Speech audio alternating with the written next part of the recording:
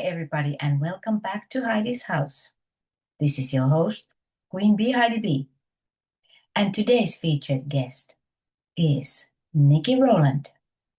I'm so excited to hear more about his house music journey. So, are you ready? Then let's go. Oh, here he is. Nicky Roland is in the house. Woo! Woo! Hi, Welcome. Heidi. Thank Hi, you for Nick. having me on the show. It's wonderful to have you joining in. I was looking forward to this interview, and I'm sure that we will have a wonderful discussion about this topic of house music and the music culture and business in general. So again, Oh, very welcome to join in oh, to thank you. this It's funny because I podcast. kind of saw this meeting. It was a couple of weeks out, and I Mhm. thought, God, that's ages away. And then it's like all of a sudden, it's here, it's today. And I'm like, oh, wow, that's gone fast. Yeah.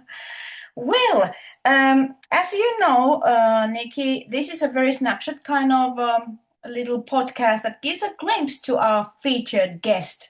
And I always start with the same question because I like to hear how my guests define themselves Hmm. in their own words. So, Right. Nikki, I would like to ask you the first question.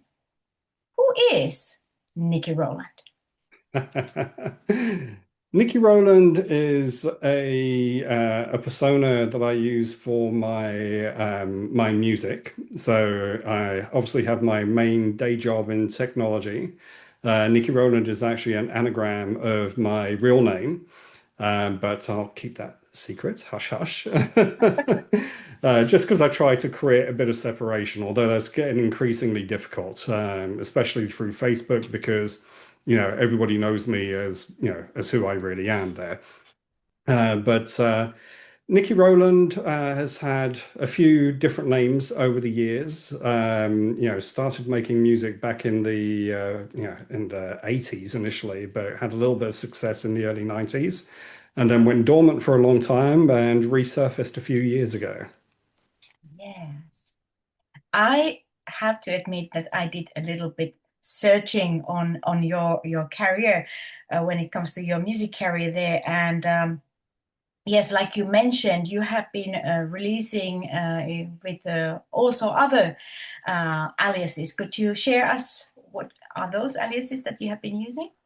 Yeah, so I started producing again for about 7 years ago. I basically I got signed by a major when I was in my early 20s, and that went sideways. So I stopped completely because of, music industry BS. Mhm. And about 7 years ago, I started recording again. I've been really lucky since then to work with people like Anthony Thomas, who's the vocalist on Joe Smooth's classic Promised Lands.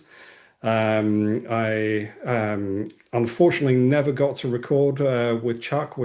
Chuck Roberts. We started working on something years ago, but unfortunately he passed away. I so wish we'd done that. I mean, he's the voice behind "Let There Be House." I mean, could there be any more iconic voice in house music? No. Really? Probably not. Um, I've been working a number of tracks actually with Sinclair. He's a gold R&B vocalist. Angie B, who you've worked with as well. Royden Vigilance, who was actually part of Sade's touring group, a Mhm. friend of mine from Los Angeles, and actually more recently with another friend from LA. I lived in LA for 20 years, well, 16 years, sorry, in LA. The rest of the time was in Denver. But yeah, another friend from LA, Michelle Ann Owens, who had been more focused on, on rock initially and then, sort of blues and stuff like that. But recently she worked with Eric Kupper and really started getting into house. And so we've now got two tracks in the bag. There's a new one coming. It's just been released on promo on Tracksource. Keep Dancing. And yeah, that's kind of our follow-up to Got That Feeling. And then we've Yes. got another one in the works, codenamed Saint-Tropez, Mhm. because it basically feels like the heat and the sun of Saint-Tropez. It's, we're going to drop it for late summer. Yes. And hey, by the way, congratulations on the latest successes of your releases. Um, you hit top three, I think. Yes, yeah, Yes. yeah, we've got that feeling. Yeah, we've got It that got feeling to you hit the number top three. three. Yeah, it Yes. was number two on the top 100 global pre-orders, number three Wow. in soul, funk, and disco. Wow. Which was yeah, that I'm really stoked about. So now we've been trying to get it out to to radio stations and DJs, trying to get it onto playlists and so forth. That track, I actually composed it around 3 years ago before I left Denver. Okay. And it was kind of half written. I got to the UK and I went back to it and it just kind of fell together beautifully. But I tried working with a couple of different people on the vocals, and they didn't do them. It was stuck in limbo for nearly 2 years.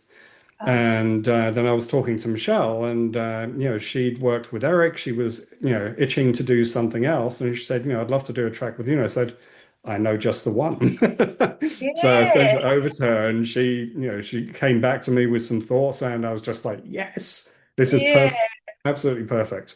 And Michelle is brilliant as well because she knows how to record and engineer her own vocals. She Wonderful. layers them, she puts the effects in and stuff like that.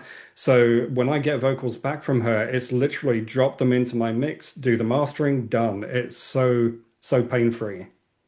Wonderful. Shout out to Michelle for that. Absolutely. By the way, I have to say that I wish more of us vocalists would develop those kind of skills because it's a win-win for all of the sides. I would say it's a Absolutely. great asset to have in your tool bag that you know And as a how to vocalist, I use think it gives you more control over it. how your voice sounds and stuff like that, because then you're not leaving it down to a producer and their interpretation. And for me, music, when I work with somebody, it is a true collaboration.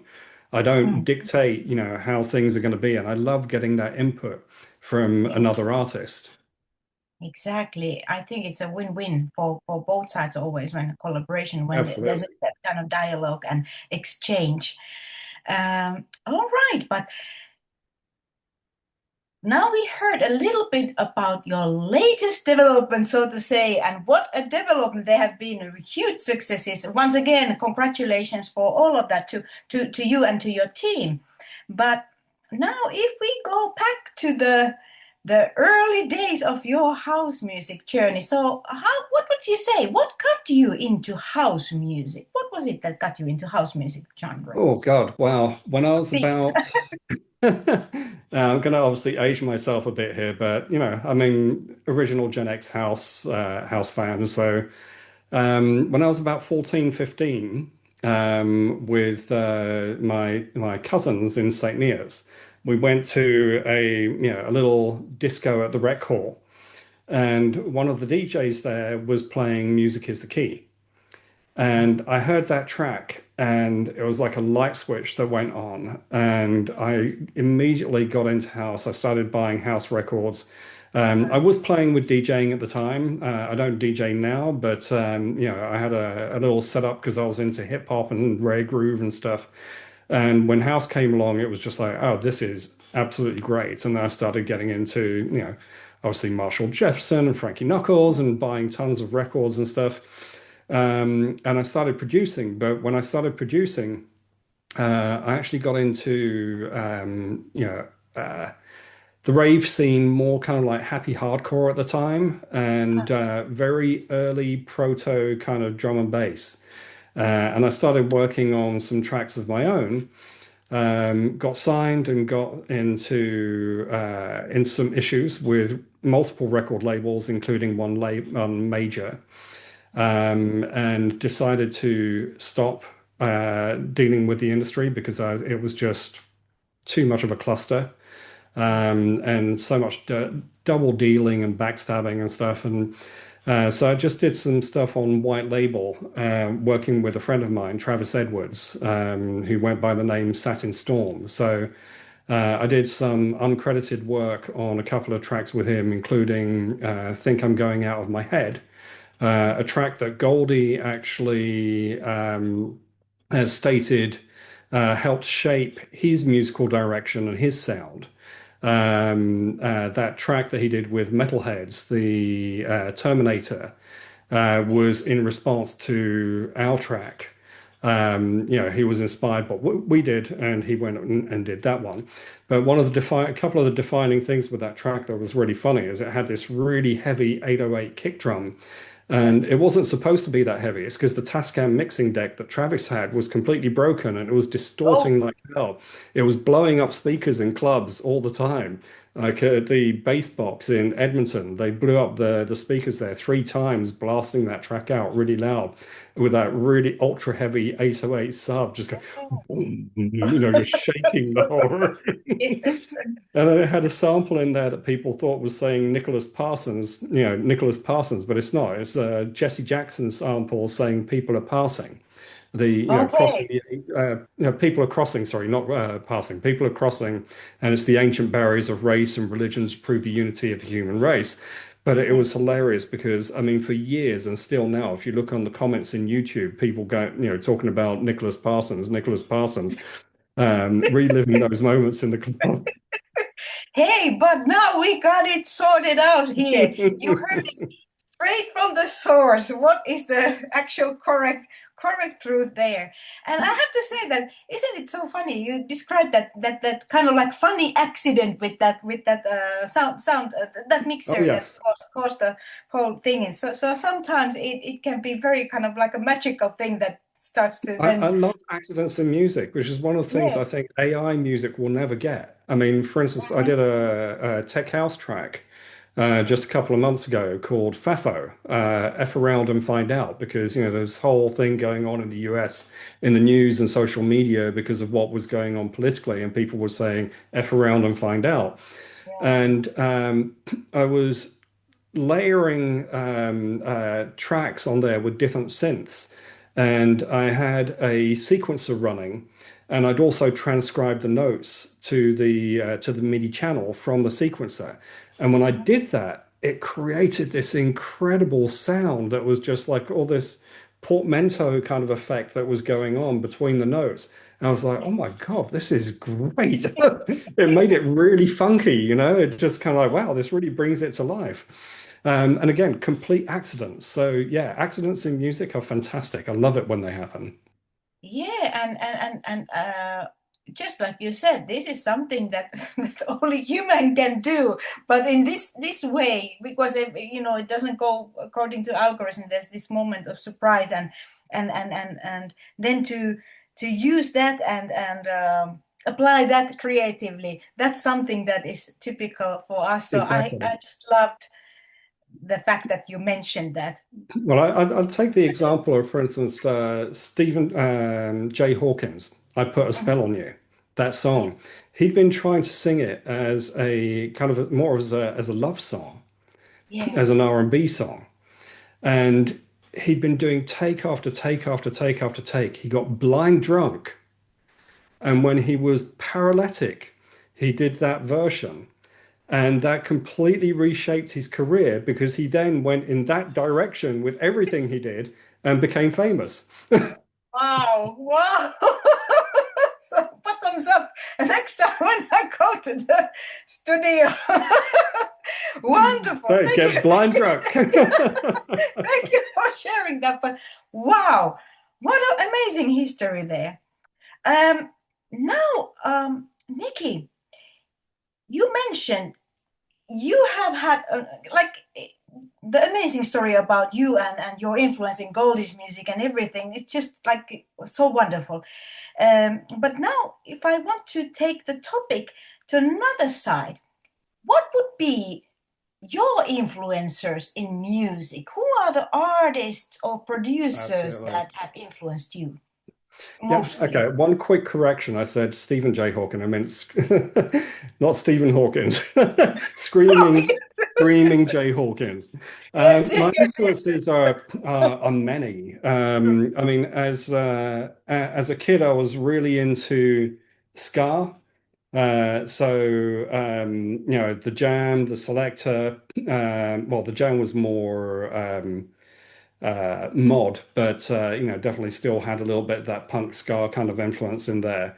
But Madness, the Selector, the Specials, the Beat, etc. But I also grew up at home. My dad was a musician. My mum was really well connected in the jazz scene, and I spent my childhood at big jazz events, meeting backstage with people like Charlie Parker, Dizzy Gillespie, stuff like that, the Count Basie Orchestra and stuff. So these were big influences in my childhood. But also, I mean, I grew up loving people like Queen, like Prince.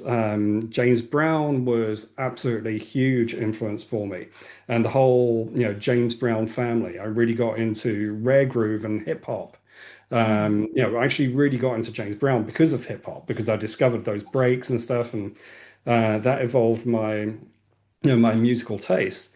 And then, like I said, when house came along, obviously people like Frankie Knuckles, Marshall Jefferson. I mean, those were definitely big factors for me. George Morel, absolutely love George Morel. I mean, Officer, Where's Your Brother? I think is just hilarious. It is brilliant. It's such a fun track. Bitch Get Out, This Is My Party. I'm misquoting the name somewhat, but I think it is such a fun track. It's absolutely flaming. It is brilliant, absolutely brilliant. It's got some of the best percussion and layering and syncopation in there of any house track I've ever heard. And then you've got these just absolutely incredible organs and soulful keys and stuff that come into it, and it's so driving. Um, and then obviously, people like Georgie Porgy, KLXE, there are many, many, many, many. But yeah, I have so many influences music-wise, even down to people like Chopin and Debussy and stuff like that for classical. I actually did a one of my first tracks when I came back onto the scene was a kind of techno track inspired by Chopin's Waltz in E minor. So it's Oh, a polyrhythmic track that is actually a 3/4, but in a 4/4 structure. yeah. I think it was a little difficult for some DJs and people to wrap their head around. But a lot of people that are, musicians, jazz musicians and classical musicians, they listen to it and they're like, oh yeah. Yeah, they can feel Yeah, it. they really enjoy it. They can recognize it.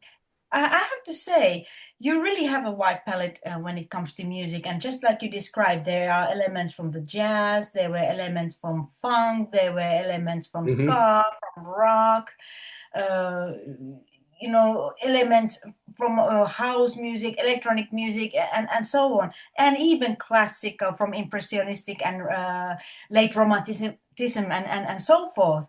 And Yes. it is always it warms my heart when I talk with somebody who has that kind of interest, wide interest to the music, because um, I personally believe that we shouldn't limit ourselves to some Absolutely not. particular, Yeah. genres only, because we can also not only personally evolve, but really like evolve tracks like you are doing, that you are combining house elements and then you put influences from Chopin's romantic era Hmm. music and so on.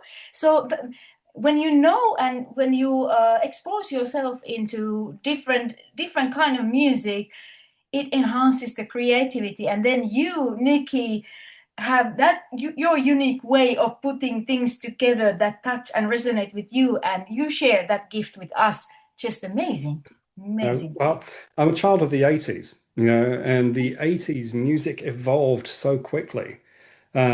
Music was constantly changing and different genres were coming out and people were blending different influences.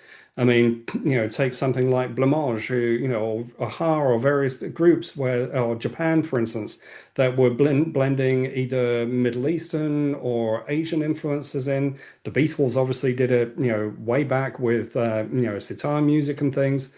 But house in its early days was so experimental. I mean, you could, especially in the UK here, people were just mixing any kind of influence, from now obviously there was hip house that came out of Chicago, but England took that and we, leveraged the more island influences of reggae and ska and stuff like that in it. We created our own form of like reggae house and stuff. People like Longsy D, obviously had tracks like hip hop reggae, but then he came up with Ska Train and things. It evolved and it moved quickly. And for me, I don't like the pigeonholing of in-house music or in music in general. I think, why limit to such a narrow definition of something? Because the more you limit it like that, in my mind at least, and I feel that so much of it ends up just sounding the same. It's just the same song with slight variation. And to me, when you do that, it just becomes wallpaper. I don't want wallpaper. I want something that engages me, that I feel, that gets a visceral reaction. I'm like, ooh, that touched me, True, true, absolutely. I fully agree with that vision of yours. Now, obviously, you have a lot of experience, not only from music production, but also on running your label. What got you to running your own label, to establish your label in the first place? Could you share us something about that? It's something I've flirted with quite a bit. Back in the early 2000s, when I moved over to the States, I actually went over to set up an online music company. We were trying to essentially set up a self-publishing platform, but something that was going to cover downloads, CDs, potentially vinyl distribution.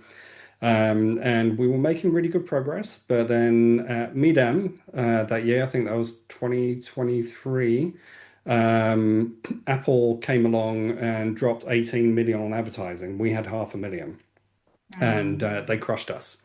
So, that all kind of went to the sideline. But as came back into music about 7 years ago, I was really lucky to get immediately signed on my first release by DJ International. DJ International being the original house music label out of Chicago. I'm friends with Rocky Jones. He's definitely been a mentor to me as I got back into music. However, unfortunately, DJ International is not wasn't cutting it for me in terms of the exposure and the marketing. And I kind of put things out with a couple of different labels that amounted to nothing. There was no revenue. There wasn't really any marketing that I could see that was going to help me make an impact. So I decided, the best way for me to do this is actually set up my own label, my own publishing company, and take full ownership of it all, including the marketing. And then since then, I've now kind of thought, what can I do to make the marketing part easier and automate that? And so I built a platform to do that. And now I'm using that platform along with the record label. The platform's ancpromo.com. But it's allowed me, part of the success of this campaign with Got That Feeling was leveraging those assets and everything that I've learned with that. And now, recently I signed Dexterous, who were a 90s speed garage act from the UK. Absolute underground heroes here in England during that period. So they're back in business and producing new tracks again. And they're coming out on the Ananke and Kronos Black label. So there's Ananke and Kronos, which is essentially the gold that focuses on soulful house, classic house, disco, Latin house, stuff like that. And then there's the black label that focuses on kind of harder edged house, bass house, tech house, etc. Wow. And I can fully resonate with what you are saying regarding the label thing, because it is really when you put your vision out there, you put your product, your song, well, we can say product when it's in a business, you would wish the best possible promotion for that, of course, and visibility and longevity. That's what we would love Right. to have, because we invest so much in those. Actually, we invest a part of our spirit and soul into those products, Absolutely. as Yeah, an it's a loss artist. leader for most artists. I mean, we're paying out money constantly to Yeah. share our music essentially, and we make, so little back on it. But you want to be able to try and at least claw back some and Yes. hopefully build your brand enough that maybe one day, it can pick up, or at least cover your costs. Yes, I have full certainty that this is happening in your case.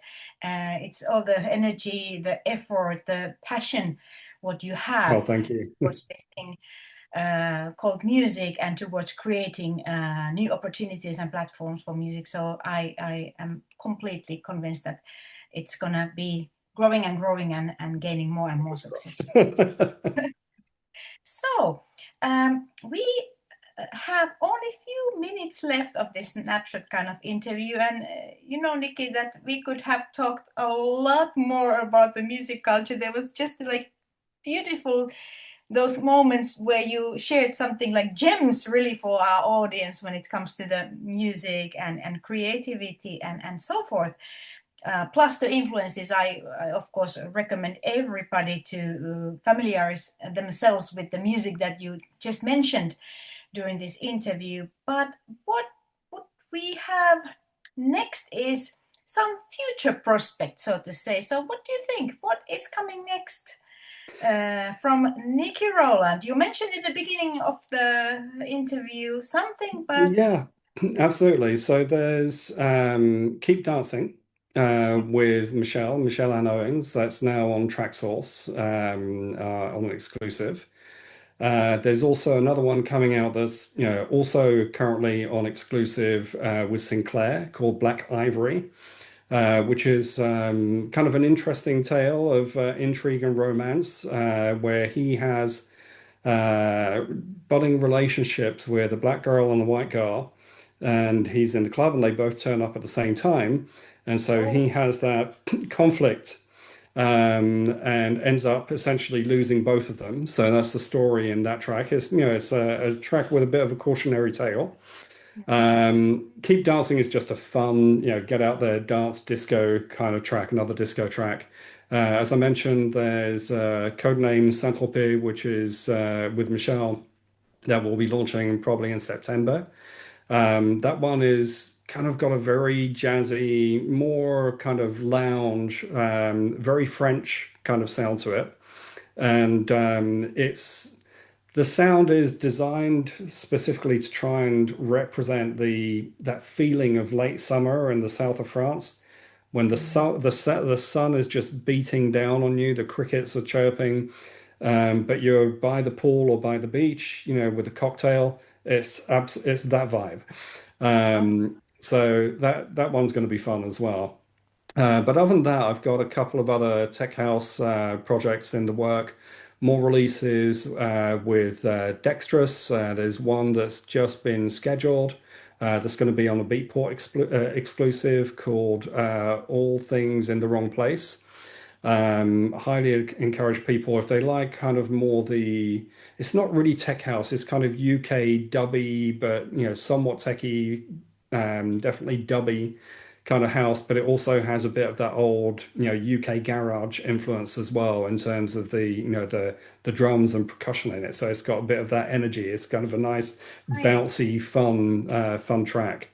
And then Matt Harris, who does A&R for the Ananke and Kronos Black, goes under the name DJ Booth, has done a collab with Damos from Dexterous.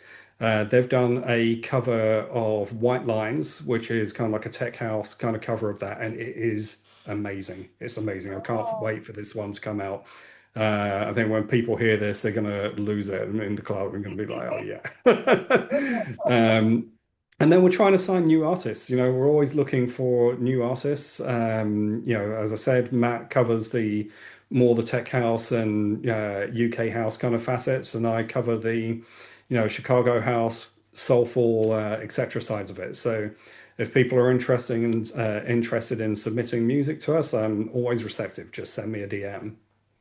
Wonderful. So there's so much to look forward to. So my audience, please stay tuned for all that amazing music. I'm excited.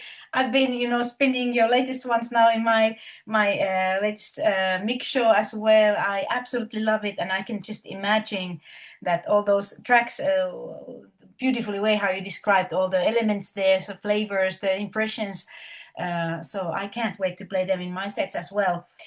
Please support in Beatport and in Traxsource all Thank of you. those releases, and okay, for demo submissions and things regarding you, Nikki, and your label. How can people find you? How can people reach Either on you? Instagram or Facebook, just look for Nicky Roland. You can also look for Ananke and Kronos. And Ananke and Kronos, essentially like the Greek, from Greek mythology. Mm, yes, Kronos. I remember Yes, that. Yes, exactly. with the time. Yep, exactly. Fire and And time. Ananke being fire and Kronos being time. fire and time. Well, Hmm. we certainly had the fire and time with this heat, and Yes, yeah, and we had the absolutely. fun time. And again, Nikki, I dearly thank you for this interview, and I look forward all of future new releases and successes with your label and with the platform that you described with us, and sending you lots of blessings and love straight from Helsinki, Finland. No, Thank you. thank you, and thank you too. And seriously, good luck as well with your releases. Your new track is on fire as well. So Thanks. kudos to you. It's Next up, at some point, we'll have to do a collab. yeah, definitely, That would be fun. definitely. That would be amazing. Thank you.